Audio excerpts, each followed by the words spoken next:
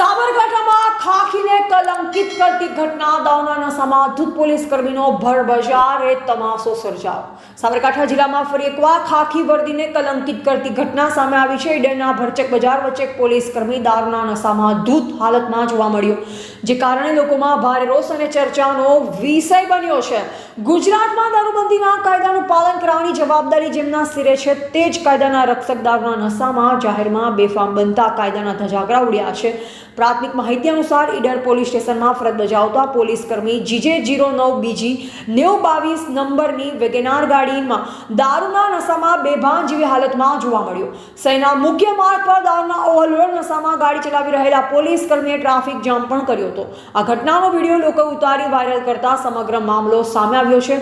વિડીયોમાં પોલીસ કર્મી ઝૂમ બરાબર ઝૂમ શરાબી મોડમાં હોવાનું સ્પષ્ટપણે દેખાઈ રહ્યું છે।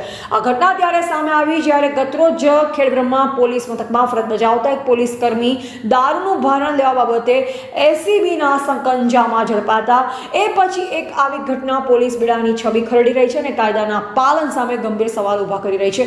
દેશની એક અગ્રણી બેંકની સામે પોલીસ કર્મીનો આ તમાશો જોવા મળતા લોકોમાં ભારે નારાજગી જોવા મળી છે। આ મામલે ઉચ્ચ અધિકારીઓ દ્વારા તાત્કાલિક ધોરણે તપાસ હાથ ધરી કડક કાર્યવાહી કરવામાં આવે તેવી લોકમાંગ ઉઠી છે, જેથી આવા કલંકિત કિસ્સાઓનું પુનરાવર્તન અટકે અને પોલીસ દળની ગરિમા જળવાઈ રહે। એવા રાજકમલસિંહ પરમાર, ભારતની અસ્મિતા, સાબરકાંઠા।